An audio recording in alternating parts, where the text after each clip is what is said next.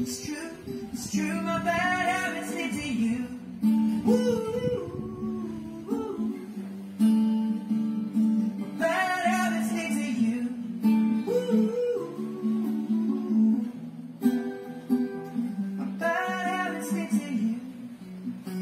Every pure intention ends when the good times start.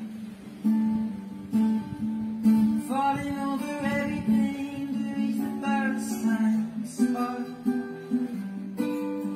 It started under neon lights and then it all got dark. I only know how to go too far. My bad habits lead to late nights ending alone. Conversations with a stranger I barely know. Swearing this will be the last, but it probably won't. I got nothing left to lose or use or do. My bad habits lead to white eyes stare into space, and I know I lose control of the things that I say. I was looking for a way out, now I can't escape. Nothing happens after two. It's true, my bad habits lead to you. Woo. Hey, good morning. My name is Arnel Bandraso. I'm the teacher blogger. So for today, we are going to have a music vlog. So when I do music vlog, sometimes I play my ukulele, sometimes I do reaction videos on artists, no? Or musicians documentary, just like my first reaction video to a documentary of Ed Sheeran. So Ed Sheeran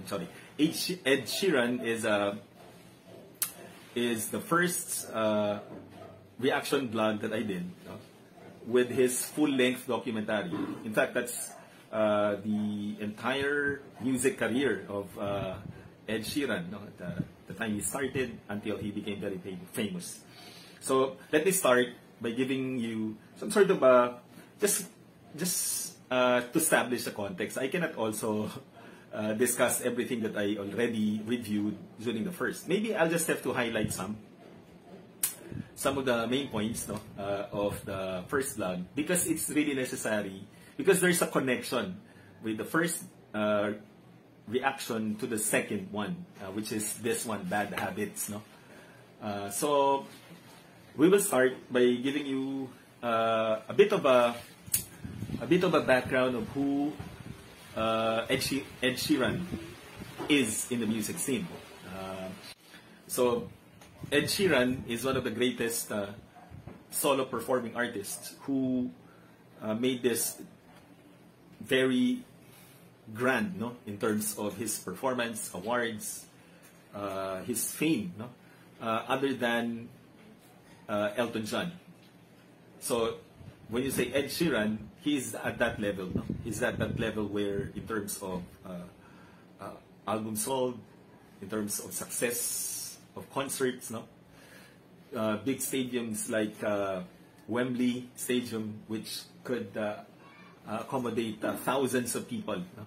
I think 90,000 capacity, no? Only performing alone with his gadgets, right? So, so that's already an established fact that Ed Sheeran, he is one of the greatest performing artists, solo performing artists that the British music industry has ever produced.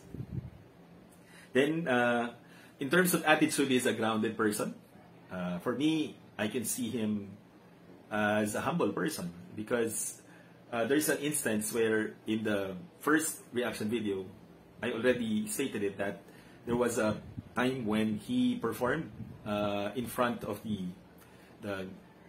best performers of British music industry. They were all wearing formal attire, and yet when he performed an intermission number during that awards night, he was just wearing t-shirt and pants, and then he was just using his old guitar. Until now, he would still be using his old guitar. He would use his old guitar when he started, especially in significant events like that, Music Awards. I think that was his first grand intermission number in front of the best British performing artists. So, in terms of attitude, you can see that he's grounded. One of the genius composers that British music industry has ever produced. No, but there are some composers who can just write songs, but they cannot sing. Ed Sheeran is one of those who can sing very well and compose really excellently in terms of his lyrics. No? And he's known for his first single that really made it big in England, which is the A-Team. A-Team was the first single that he wrote, and it's about a person who is into drug addiction, who was drug addict, that he in fact had contact with. He had interviewed, contacted that person, and then he was able to communicate with that person, that drug addict, and he was able to get as much as information in terms of her background and all. That inspired him to write a song about that drug addict. And so this was really his first hit. And then there's so many songs that he wrote that became that he sang and wrote that really became very successful in the charts. No? But one song that I can mention is Thinking Out Loud. So Thinking Out Loud didn't only make it in England, but it won an award in the Grammys, no? American Music Award in the United States. So that's Thinking Out Loud. And few of these solo performing artists would sing and compose songs, but sometimes they fade away after composing their own songs. But him, even if he rests for a while, he would write songs for other great performers, like for example, the One Direction. So he wrote songs for One Direction and many artists in Great Britain. And so the story goes, when he became tired, he was exhausted, and so he took a long break for a year. He went on a vacation with his girlfriend in Japan. Took a while before he made his presence felt in social media. And so then later on, we came to know that he married, and now he has a child. If you were to compare Ed Sheeran with other artists, he's the exact equivalent. He's the male version of Taylor Swift. In fact, they were friends. They became friends, and there were stories before that they were being intrigued by the media, that they had a special relationship. But in fact, they were just really very good friends. So here's a fan trivia about Taylor Swift. She was the first artist who gave him a break, who helped him out in exposing Ed Sheeran in the American music market. No? It was Taylor Swift who invited him to join her in her series of tours in America, and that paved the way for him to become very famous with the American market. And so it was Taylor Swift. No? In terms of going on tour, it was really Taylor Swift who gave him a break, who gave him the chance to perform. As you know, they have similarities. One similarity would be their writing style. No? Both are very good singers. No? They have their own distinct voice. As you observe during the beginning of this vlog, you can observe that he has this falsetto voice that is really irresistible. Irresistible in a way that if you hear that voice, it's distinct, and you would really remember that it is him. Just like Sting, no? Sting is really having that distinct voice of his falsetto, but this falsetto is different. No? This really would give us retention to the listeners, that if you hear that falsetto, you would know that it is Ed Sheeran, no? with a certain vibration, no? And then with a soothing sound that you hear, like the sound of a bird. So that is Ed Sheeran's falsetto voice. And so, yeah, good singers, good composers. But in terms of writing style, both Taylor and Ed Sheeran would have this ability to use catchy phrases. Catchy phrases, I mean, ordinary expressions in English. Ordinary expressions, and yet if used properly in a line, it's as if they're writing poetry. It's as if, it's easy to remember, and it's easy to sing. And when you hear that phrase on and on, it's very difficult to forget that it is the line of the song coming from these two artists. So they have this ability, irresistible, captivating phrases, their witty observations about the world that they are in. Okay, observations. And then they can also be good at writing songs based on their own experiences. As you know, Taylor Swift, after she breaks up with someone in a relationship, she would always write a song, and that song will become a hit. See, that is that certain ability that these two would possess. They can write songs out of their own experience. Just like remember the A-Team, because Ed Sheeran experienced being with an addict, a drug addict, since he immersed himself with that person daily, interviewing, talking with that person. It's as if he was able to write that song in a way that he experienced addiction, but in fact he was just immersed with that person that he interviewed. And then other songs that could be based on his own experiences. For example, disappointments. Ed Sheeran would write songs about disappointments, and even about relationships. So both have this ability, to write songs based on their experiences in a way that it's not annoying, it's not literal, in a way that listeners can connect. And so there's a report that surfaced the internet. I would like to use the local version of the news written by Alan Policarpio that was published August 2020 of last year, where that report featured Ed Sheeran confessed about what really happened to him, why he went on hiatus, why he took a long break. So here's and I already explained this. Please view the blog.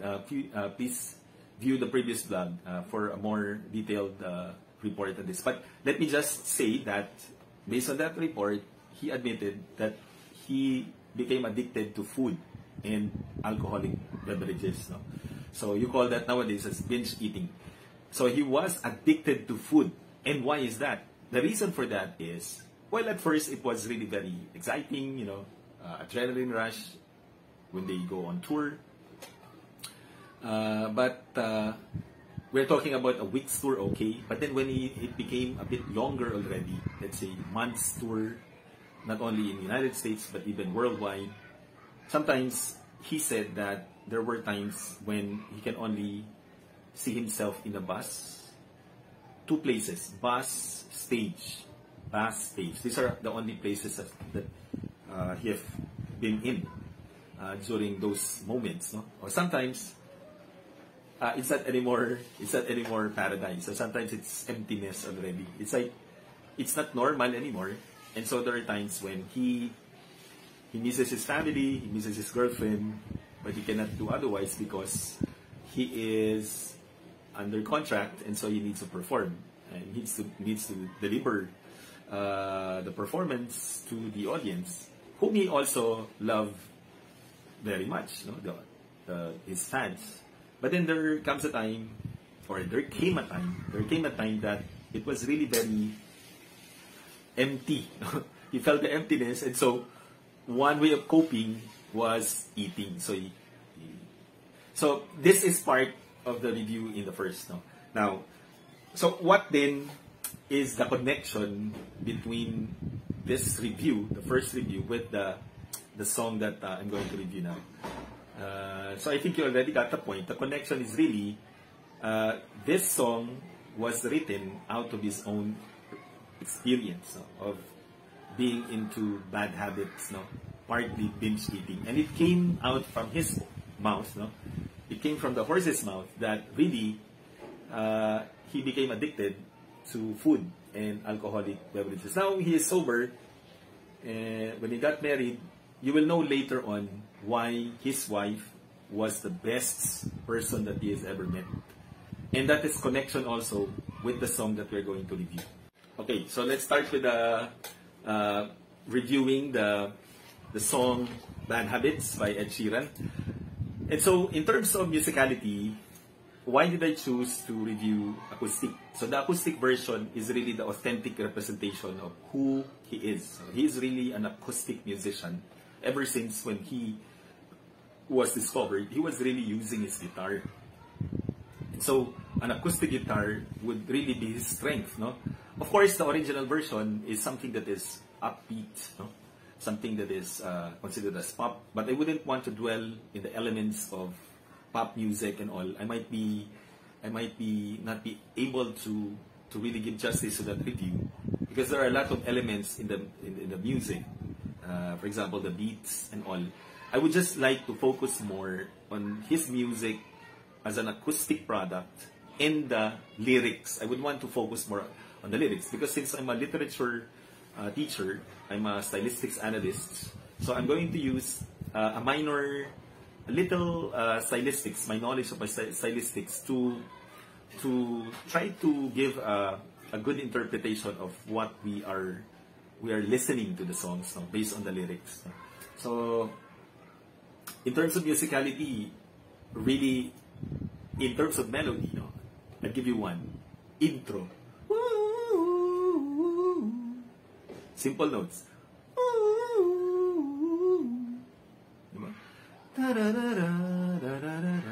Until now, I can't really forget this, no. Since I listened to this notes, no.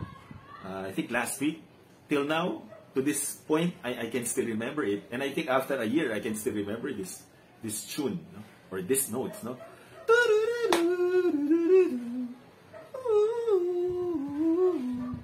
Simple notes, no.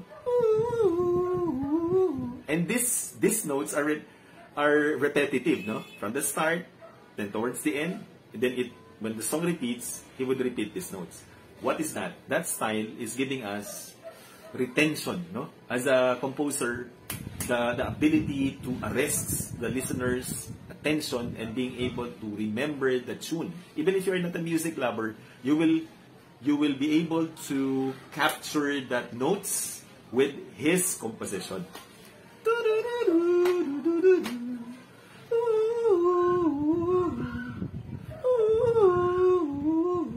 So in terms of melody, genius, no? He was able to create something that we will not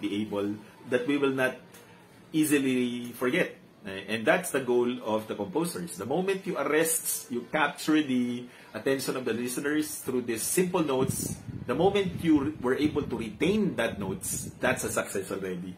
Because people wouldn't forget you. And that melody will be sought for on and on and on in using whatever play app you use, no? YouTube or whatever, Spotify.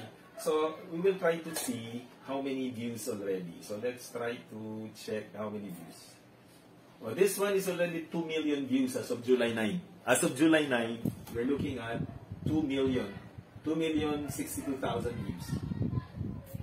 So 2,062,000 views already in YouTube and other platforms. So just imagine how successful this song is. But of course, we will still be waiting for next year for the awards that possibly this song can reap, no? In the British Award or in the American or Grammys Award. Okay, so now let's move on to analyzing the lines. So the first two lines would give you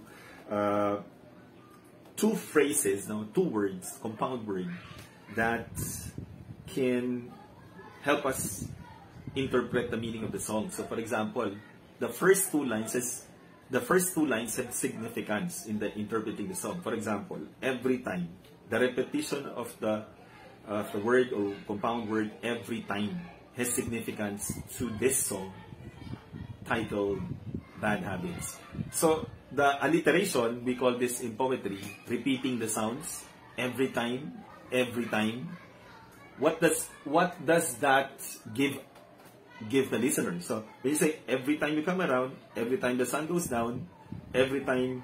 So the word every time would already signify that there is frequency. There is high frequency of the act committed. right? Every time you come around, then every time, the word every time is that, would signify that he is doing this on, and on. That's why it's already becoming a habit. A habit is, there's a habit to be considered an act as a habit would be when you're doing it on and on and on. So the use of every time here, though very simple words, would already give us an effect that the frequency of this act is a bit high. No? He is doing this frequently. So at first it was paradise. No? See, this is really based on his own experience. So he'd say, I can feel the paradise. Paradise. He was happy with the performing and all, the adrenaline rush, no, the fans' reaction during the concerts. It was paradise. It was very happy moments, no, not only from one state to the other, one country to the other. And so it was paradise. No, it was paradise before my world implodes, no, collapse. His world collapsed. And what were these bad habits? As I mentioned in the first review, first reaction to the documentary, he was into binge eating. Okay, so next is, you know, even if these are bad habits, you're enjoying this, eh? So that's why it's something wonderful. Then and so on and so forth. No? Bad habits lead to late nights. There are certain patterns that I would want to mention. It doesn't mean that he was enjoying these bad habits. He wouldn't want to go do away with this. It doesn't mean that there's no attempt to really stop this. No? Because there are certain patterns here. No? Certain evidence in the text, like for example, swearing this will be the last. You know, normally when you are into bad habits, you would want you would want to end this. Eh? In fact, you're swearing this will be the last. This will be the last. But then, even if you're saying that it's the last, since it's something that you enjoy, you keep on doing it still. But then it doesn't mean that you really do not want it to stop. You want to stop, but then how? Because you're already enjoying it, right? Then another phrase, I was looking for a way out. See? There's an attempt to really wanting to go away from this, no? To stop and maybe live a healthy life. But then, since it's something that is wonderful, he's enjoying drinking and all, you know, so I think these are the two phrases, swearing this will be the last, and looking for a way out, no? Now, something that is quite interesting here would be this line, my bad habits, my bad habits, no? My bad habits lead to you. Question is, who is the pronoun you? So something metaphorical. Remember, as a writer, as a composer, you wouldn't want to end with darkness. Eh? I think, in my interpretation, there are two possibilities as to who you would be referred to. Who is? Why did he use you here? Who is you? No, my bad habits lead to you. Some depends on the listener. So if you're into the same bad habits, binge eating and drinking, you would interpret this in a way that these bad habits will lead. It's a cycle. Will lead to the same bad habits. No? It's a cycle, as if it's not anymore stopping. So bad habits lead to darkness. So you there can be referring to darkness. No? It could be referring to depression. It could be referring to suicide. No? But then I think it's not the intention of the composer. No? I think Ed Sheeran would want the listener to be inspired. No? Remember, now that he came up with this song, and now that he's sober, he has a wife, he has a child, he has changed. For me, my interpretation is you here does not refer to darkness, another bad habits, another late night drinking and binge eating. It's not anymore. I think because of this darkness, he saw the light. He was able to break out. No? He was able to break out from that routine, and that darkness led him to light. And I think, who is this you? For me, my interpretation, you here, the pronoun you refers to his wife. because based on that documentary, the wife is a healthy eater. No, she's really very strict with her diet. No, she eats vegetables, no, organic food, and she would really exercise regularly. So I think she was the one who was able to reform him, who was able to pull him out of that darkness and showed him the light. And in fact, now he is a good father and a good husband, and a good performer, a good businessman, continuing on investing on real estate. In fact, some of the properties that are in the vicinity of his house, he is buying from his neighbors. So he is a good investor. He is a good father. So for me, but there are two possibilities. It could mean that the bad habits can lead to darkness, can lead to another bad person that you're with, bad influences. That, bad habits can lead you to talking to strangers, and you might meet that stranger who can be a bad influence to you. But to clarify, Ed Sheeran was not addicted to any drugs. No? He was just binge eating and drinking. And in fact, really, he would want to escape that part of his life.